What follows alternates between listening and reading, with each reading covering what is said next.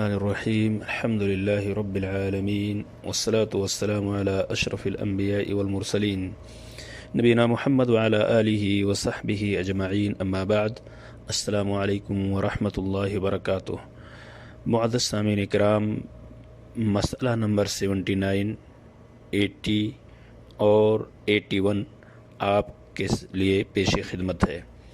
مسئلہ نمبر 79 یہ ہے کہ مسجد میں جماعت کے ساتھ نماز ادا کرنے کا اجر و ثواب تنہا نماز ادا کرنے کے مقابلہ میں 27 گنا زیادہ ہے.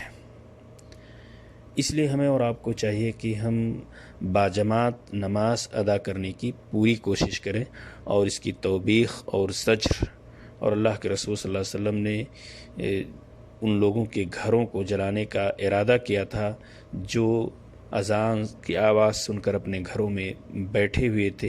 یہ سارے دروس آپ تک پہنچائے جا چکے ہیں. سامعین کرام، مسجد میں باجماعت نماز ادا کرنے کا ثواب تنہا نماز ادا کرنے کے مقابلے میں 27 گنا زیادہ ہے. اس کی دلیل کیا ہے؟ عن ابن عمر رضی اللہ عنہما ان رسول اللہ صلی اللہ علیہ وسلم قال صلاة الجماعة افضل من صلاة الفض ب27 درجہ. رواہ مسلم. حضرت عبداللہ ابن عمر رضی اللہ عنہما سے روایت ہے کہ رسول اکرم صلی اللہ علیہ وسلم نے فرمایا، باجماعت نماز اکیلے نماز کے مقابلے میں 27 درجہ افضل ہے. اسے مسلم نے روایت کیا ہے. مسئلہ نمبر 80، سنتیں اور نوافل گھر میں ادا کرنا افضل ہے، کیونکہ اللہ کے رسول صلی اللہ علیہ وسلم نے حدیث کے اندر فرمایا ہے وَلَا تَتَّخِذُوا بُيُوتَكُمْ قُبُورًا، اپنے گھروں کو قبرستان نہ بناؤ. چونکہ قبرستان میں عبادت کی جگہ نہیں ہے تو اسی طرح اپنے گھر کو بھی نہ بناؤ کہ جہاں عبادت نہ کرو. سنن، نوافل، تہجد گزاری، قرآن مجید کی تلاوت، یہ سارا کام گھر میں کرنا چاہیے. سنن اور نوافل گھر میں افضل ہے.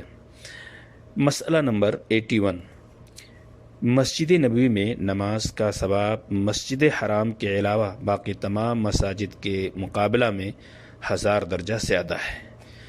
اس کی دلیل کیا ہے کہ مسجد نبوی میں مسجد حرام کے علاوہ تمام مساجد کے مقابلے میں 1000 درجہ زیادہ اجر و ثواب ملتا ہے.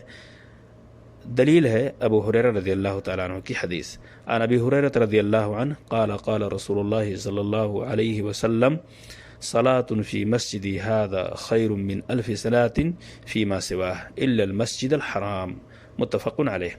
حضرت ابو ہریرہ رضی اللہ تعالیٰ عنہ کہتے ہیں کہ رسول اکرم صلی اللہ علیہ وسلم نے فرمایا، میری مسجد میں نماز کا ثواب مسجد حرام کے علاوہ باقی تمام مساجد کے مقابلے میں 1000 گنا زیادہ ہے.